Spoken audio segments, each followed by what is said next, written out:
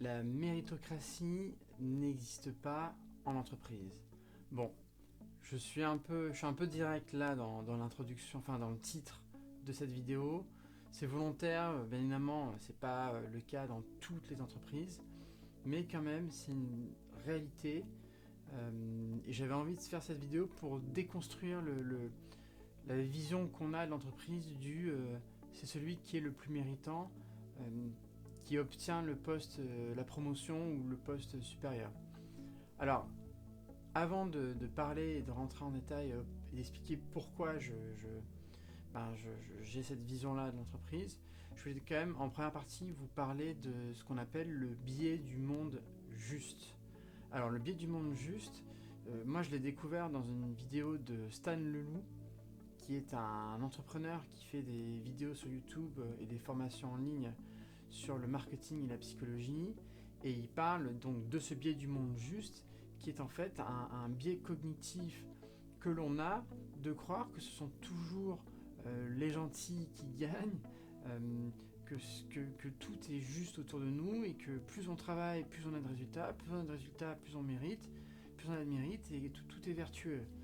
D'ailleurs, il en parle dans cette vidéo, mais il dit que les films hollywoodiens prennent complètement le biais du monde juste en illustration, j'ai envie de dire. Voilà, il l'illustre dans cette vision où, dans la plupart des films, il y a toujours un méchant qui est plus fort, plus riche, qui va écraser tout le monde, mais à la fin, c'est toujours les gentils qui gagnent. Pourquoi ? Parce qu'ils sont gentils. Et donc je trouve ça intéressant comme vision parce que pour moi, la méritocratie, c'est une déclinaison de ce biais-là, de ce biais du monde juste. Donc c'est intéressant de voir que ça fait partie finalement de la nature humaine de penser que parce qu'on mérite quelque chose, on l'a. Alors, maintenant, si on décline cette vision-là dans le monde de l'entreprise, c'est un peu la même chose. C'est-à-dire qu'il y a beaucoup de personnes qui pensent que parce qu'ils travaillent beaucoup, ils méritent une promotion, ou parce qu'ils sont compétents, ou plus compétents que les autres, ils méritent une telle promotion, ils méritent de grimper dans la hiérarchie, etc. Dans la réalité, c'est loin d'être le cas. Et je pense que c'est une erreur que beaucoup de gens font de penser que les choses marchent ainsi.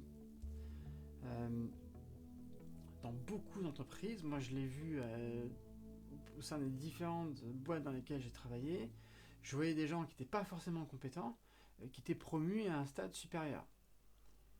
Et ils étaient moins compétents que d'autres personnes, mais c'était eux qui avaient la promotion. Pourquoi ? Parce qu'ils ont compris que c'est pas leurs compétences propres qu'il faut valoriser et mettre en avant dans l'intérêt de leur entreprise, mais c'est leur influence et c'est aussi la confiance dans laquelle leurs boss ont ou le top management ont pour pouvoir faire en sorte que leur relation continue de fonctionner et chacun y trouve son compte dans ce fonctionnement-là. Dans beaucoup d'entreprises, le top management n'a pas envie de perdre sa place.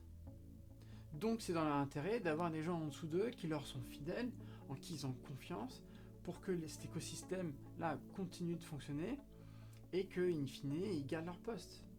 Moi j'ai vu dans une entreprise un big boss qui a refusé de promouvoir quelqu'un qui était à 2 niveaux en dessous de lui parce qu'il était trop bon. C'était une menace pour lui pour plus tard. Et on le voit, alors je sais pas si... Moi je suis Koh-Lanta, c'est un défaut, je suis désolé, mais je trouve que Koh-Lanta est passionnant, parce qu'il se passe plein de choses dans la vie, alors même s'il y a la manipulation faite par la prod, etc., mais évidemment, mais il se passe des choses qui sont quand même intéressantes. Et souvent dans Koh-Lanta, on voit dans des groupes, quand il faut éliminer quelqu'un, le groupe décide d'éliminer le mec ou la nana la plus forte. Parce qu'ils savent que c'est une menace pour la suite de leur aventure. Et qu'il vaut mieux sortir quelqu'un de trop fort et trop compétent que de sortir quelqu'un d'autre. Donc je trouve que c'est une belle illustration et ça montre à quel point les gens trop bons, trop compétents, peuvent être une menace pour le top management. Donc du coup, comment est-ce que quelle stratégie il faut mettre en place pour Donc ne pas avoir, pas avoir cette vision utopique du monde de l'entreprise qui est que c'est ceux qui méritent le plus qui ont les promotions. Mais justement, comment s'adapter? Moi je pense que la meilleure technique à faire, c'est d'avoir une bonne influence auprès de son top management, parce que c'est le top management qui décide malheureusement, ou heureusement, je sais pas, ça dépend de l'entreprise. Mais du coup, il faut avoir une bonne influence et il faut surtout créer cette relation de confiance dont je parlais tout à l'heure. Il faut que le top management ait confiance en vous et il faut qu'il se sente en confiance dans le sens où vous n'êtes pas une menace pour eux. Donc plus vous êtes influent dans l'entreprise de manière positive auprès de ce top management-là, et plus vous avez de chances de construire une relation de confiance et donc d'avoir cette promotion. Donc je trouvais ça intéressant de mettre vraiment à plat cette réalité qui est la méritocratie n'existe pas en entreprise. Et je suis convaincu de ça. Et donc, autre point que je voulais mentionner dans la vidéo, c'est qu'il ne faut pas s'indigner quand quelqu'un de moins compétent que vous reçoit une promotion. C'est comme ça, c'est la vie en entreprise. Il faut accepter ces règles du jeu-là, même si elles ne sont pas justes. Mais on n'est pas dans un monde juste. On est dans un monde avec des intérêts beaucoup plus complexes, avec des intérêts particuliers, des intérêts communs, et c'est à vous de vous adapter dans ce contexte-là. À Koh Lanta, les candidats ont chacun une envie d'aller plus loin dans l'aventure, et ils ne vont pas voter de manière juste parce que c'est cette personne-là qui doit gagner Koh Lanta. Chacun veut gagner Koh Lanta, il y a 100 000 euros à récupérer, c'est des enjeux importants, et tous les coups sont permis. En entreprise, c'est pareil. Donc, enlevons-nous, j'ai envie de dire, parce qu'on est ensemble dans cette aventure, mais enlevons-nous cette vision utopique de la réalité. Il faut être pragmatique, il faut être influent, il faut créer de la confiance, il ne faut pas faire trop peur à son top management, sinon vous risquez de sauter. Et il faut s'adapter avec discrétion et évoluer de manière intelligente, maligne, dans un contexte où il y a beaucoup de jeux de pouvoir, il y a beaucoup de guerres internes, et voilà, ça demande une finesse intellectuelle, et ça demande aussi, surtout, de mettre de côté cette vision utopique de la réalité.